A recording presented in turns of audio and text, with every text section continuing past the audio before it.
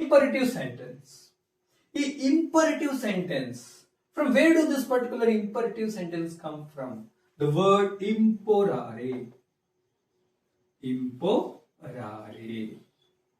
So it's a Latin word. What is the meaning of imporare?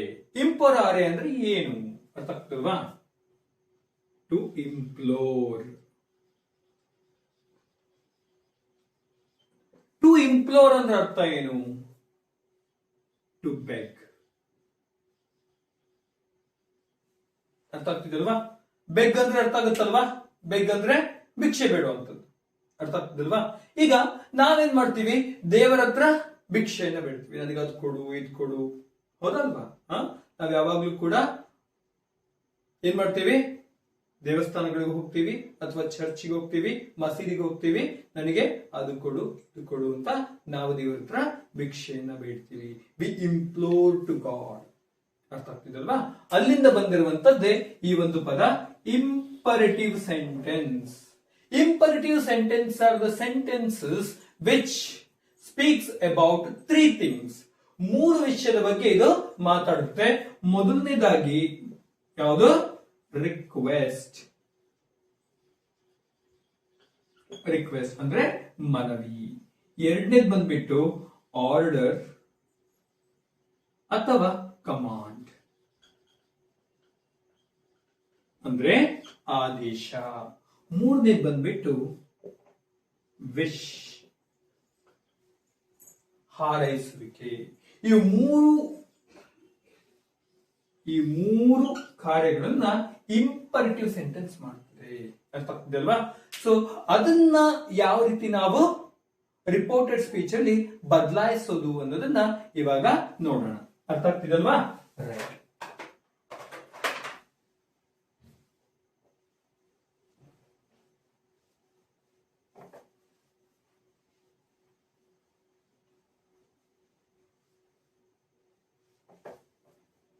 ಸರಿ.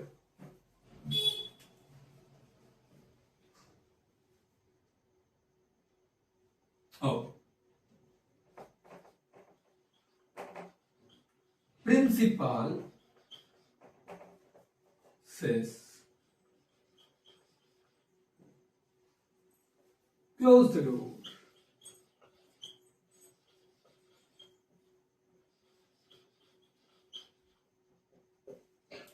Principal says, close the door. ಹೌದಾ? ಈಗ says ಅನ್ನೋದು simple present tense. Close the door. What is it? It is a command. ಹಾಗಾಗಿ ನಾವೇನ್ ಮಾಡ್ತೀವಿ?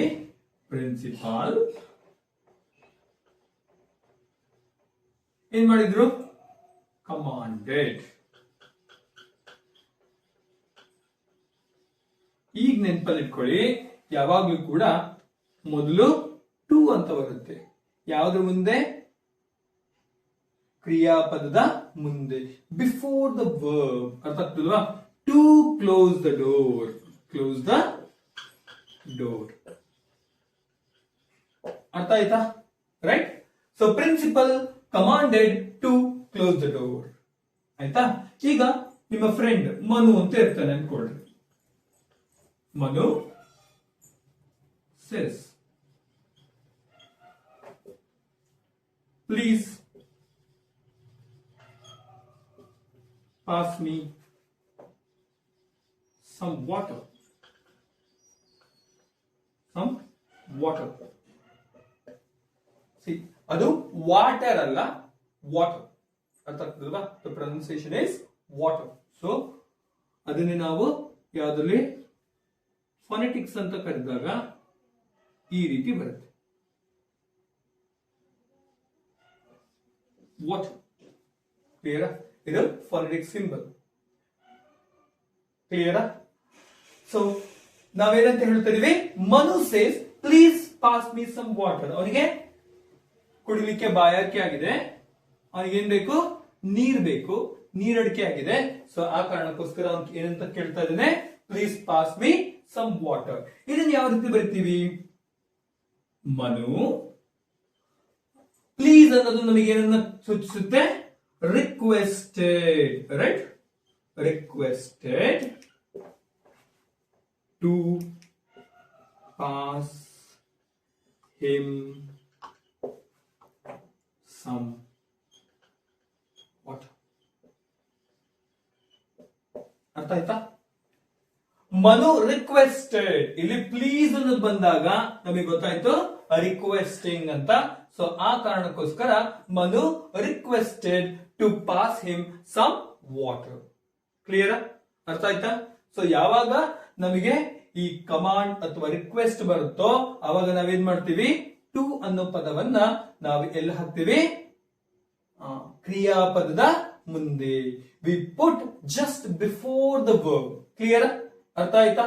Right. So ಇದು ಬಂದ್ಬಿಟ್ಟು ನಾವ್ ಯಾವ್ದ್ರ ಬಗ್ಗೆ ಮಾತಾಡಿದ್ವಿ, ಇಂಪರೇಟಿವ್ ಸೆಂಟೆನ್ಸ್. ಇಂಪರೇಟಿವ್ ಸೆಂಟೆನ್ಸ್ ಅಂದ್ರೆ ಅರ್ಥ ಏನು? ಮೊದಲನೇದಾಗಿ ಟು ಇಂಪ್ಲೋರ್ ಅಥವಾ ಟು ಬೆಗ್ ಅಂತೇಳಿ ಅದರಲ್ಲಿ ಬರುವಂತದ್ದು 3 ಅಂಶಗಳು. ಮೊದಲನೇದು ರಿಕ್ವೆಸ್ಟ್, ಎರಡನೇದು ಕಮಾಂಡ್, ಮೂರನೇದು ಬಂದ್ಬಿಟ್ಟು ಯಾವುದು, ಎಸ್, ಟು ವಿಶ್. ಅರ್ಥ ಆಗ್ತದಲ್ವಾ? ಈಗ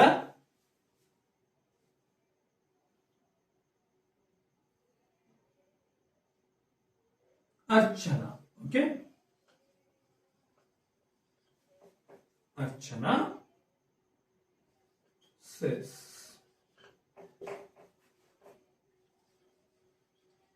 good morning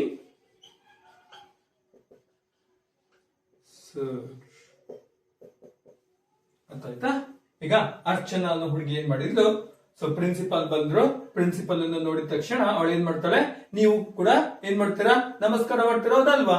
ಅದೇ ತರ ಅವಳು ಕೂಡ ಏನ್ ಮಾಡಿದ್ಲು, ಗುಡ್ ಮಾರ್ನಿಂಗ್ ಸರ್ ಅಂತ ಹೇಳಿದ್ಲು. ಅರ್ಥ ಆಗ್ತಿದ್ದಲ್ವಾ? ಅದನ್ನ ಯಾವ ರೀತಿ ಹೇಳ್ತೀವಿ, Archana wished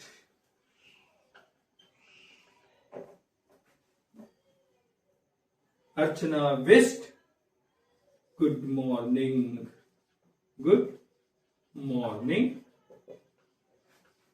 to sir. Clear? ಅರ್ಥ ಆಯ್ತಾ? ಸೊ ಇಲ್ಲಿ ನಾವು ನೋಡಿದ್ವಿ, ಮೊದಲನೇದು ಬಂದ್ಬಿಟ್ಟು ಕಮಾಂಡ್, ಹೌದಾ? ಎರಡನೇದು ಬಂದ್ಬಿಟ್ಟು ರಿಕ್ವೆಸ್ಟ್, ಮೂರನೇದು ಬಂದ್ಬಿಟ್ಟು ವಿಶ್. ಸೊ ಈ ರೀತಿ ಇಂಪರೇಟಿವ್ ಸೆಂಟೆನ್ಸ್ ಅಂತ ಏನ್ ಕರಿತೀವಿ ಅದನ್ನ ನಾವು ಈ ರೀತಿ ಇದನ್ನ ಬದಲಾಯಿಸ್ತೀವಿ. ಅರ್ಥ ಆಯ್ತಾ? So this is all about imperative sentence. ಅರ್ಥ ಆಯ್ತು ಅಂತ ಅನ್ಕೊಂಡಿದ್ದೀನಿ. ಇದನ್ನ ಮುಂದೆ ನಾವು ಯಾವ್ದನ್ನ ನೋಡ್ತಿದೀವಿ, ಮುಂದೆ ಬರುವಂತದ್ದು ಎಕ್ಸ್ಕ್ಲಮೇಟರಿ ಸೆಂಟೆನ್ಸ್.